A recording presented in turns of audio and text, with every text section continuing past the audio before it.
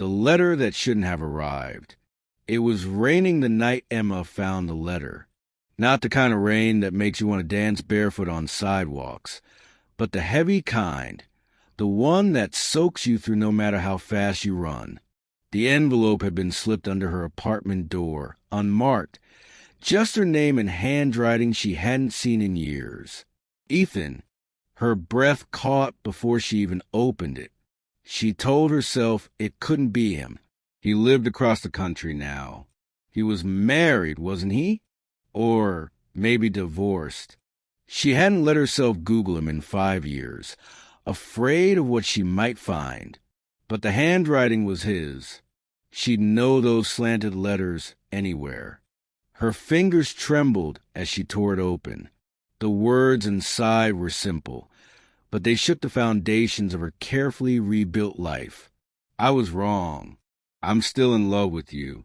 If you ever want to know if second chances exist, meet me at Pier 9 on Saturday at sunset.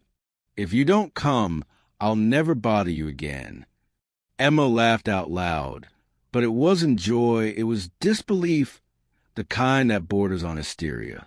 Ethan Carter, the boy who once promised her forever, then shattered her heart in one cruel summer.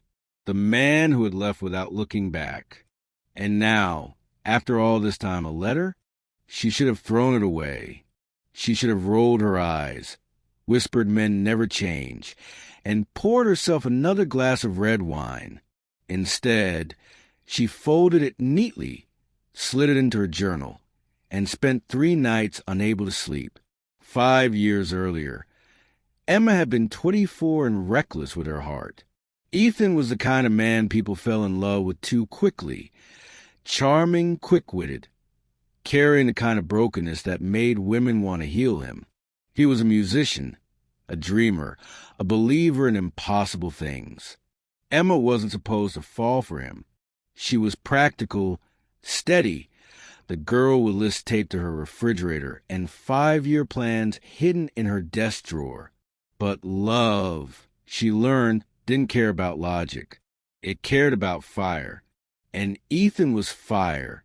They'd met at a coffee shop where Emma was editing grant proposals, and Ethan was strumming his guitar in the corner, playing for tips and an occasional smile. He asked if he could borrow her pen. She told him pens weren't for writing love songs. He disagreed, wrote a line of lyrics on her napkin, and by the end of the week, she was letting him walk her home. Their love burned fast.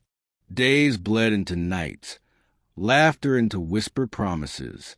She led him into the corners of her heart she'd never shared with anyone else. And when he told her he loved her, it felt like a prayer finally answered. But fire consumes. By the end of that summer, Ethan got an offer to join a touring band. Emma begged him to think, to plan, to not just leave, but he kissed her forehead, promised he'd come back, and then he didn't. Calls went unanswered. Messages disappeared into silence. She learned from social media that he'd chosen the road, the music, the freedom, everything but her. Emma had sworn she'd never forgive him. Now, 5 years later, she stood at Pier 9. Sunset painted the sky in shades of orange and violet.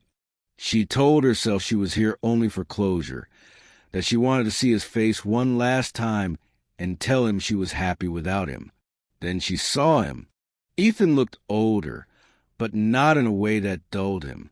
His hair was shorter, his jawline sharper, but his eyes, those impossible blue eyes, were still the same.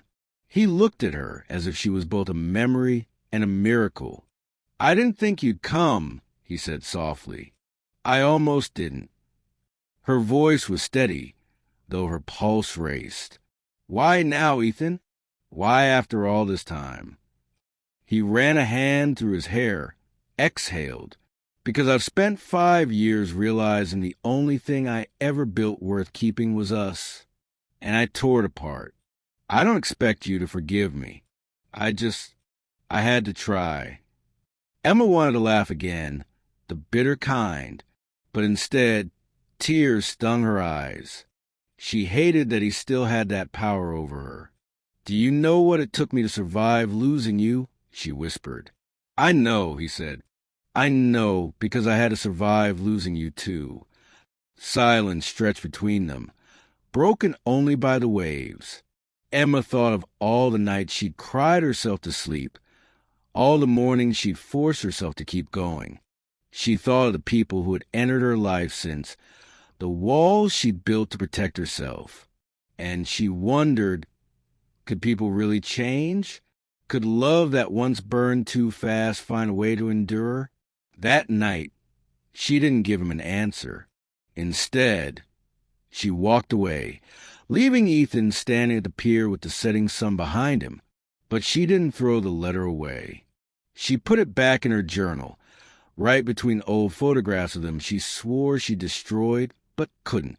And for the first time in 5 years, Emma let herself imagine what it would mean to let love back in, the fire that learns to glow. For days after the meeting at Pier 9, Emma lived in a storm of contradictions.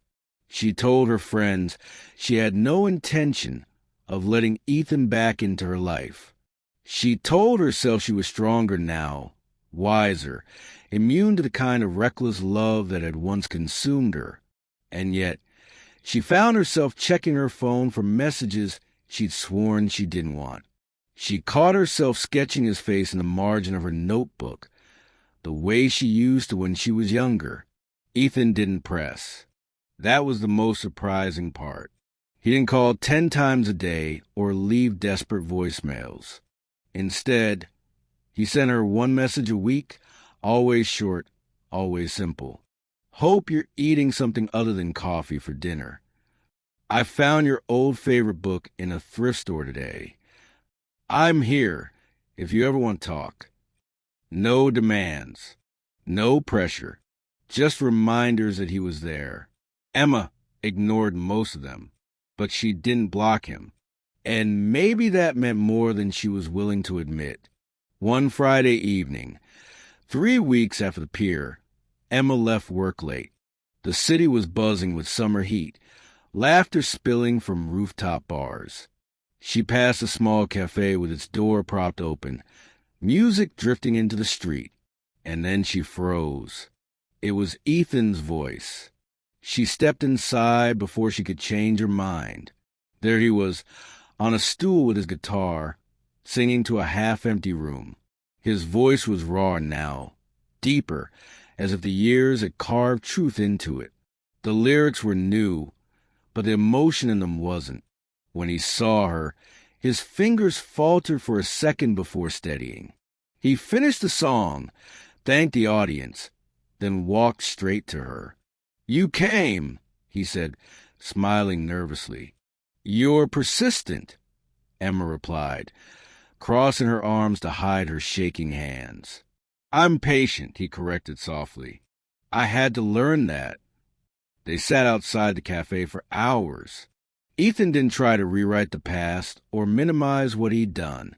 He admitted everything: the selfishness, the running, the fear that he wasn't enough, and that chasing success would make him worthy. But every stage felt emptier than the last, he said, his voice breaking. Every applause faded faster than the one before. And every night I thought of you, the one thing I threw away that actually mattered. Emma listened, torn between anger and aching tenderness. She wanted to tell him that words weren't enough. That pain doesn't vanish just because someone finally apologizes. But she also knew this. People either repeat their mistakes or learn from them. And Ethan looked like a man who had been broken enough to learn. Over the next few months, they started slowly. Coffee on Saturdays, walks by the river, conversations that sometimes lasted all night, just like before, but now layered with honesty they'd never shared when they were younger. Emma noticed the changes. Ethan showed up on time. He remembered the small things, like how she took her tea or how loud noises startled her when she was tired. He really listened, instead of filling silences with promises he couldn't keep. And Emma, against all her defenses, began to let him in again. One evening, as autumn leaves painted the city gold, Ethan led her back to Pier 9, the same place where it had all restarted. "I need to ask you something," he said, pulling a folded piece of paper from his jacket. It was old, creased, but familiar. It was the letter. "I wrote this thinking it was my last chance," he continued. "But I don't want last chances anymore. I want a life with you, Emma. Not perfect, not easy, but real. Fire that doesn't just burn. It glows. Steady, warm, lasting."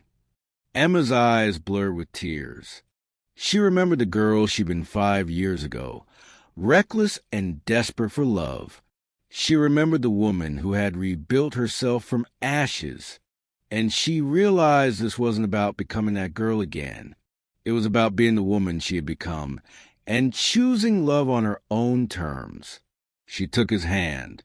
"Then let's build something real. Together." Ethan exhaled like he'd been holding his breath for years. And when he kissed her, it wasn't fire-consuming, it was fire-steadying. A glow strong enough to guide them home. The years after, love didn't erase their scars, but it gave them new stories to write. Ethan's music changed, less about running, more about staying. Emma stopped planning her life like blueprints and started living it like art, messy and beautiful. They married in a small ceremony by the water, surrounded by friends who'd witnessed their journey.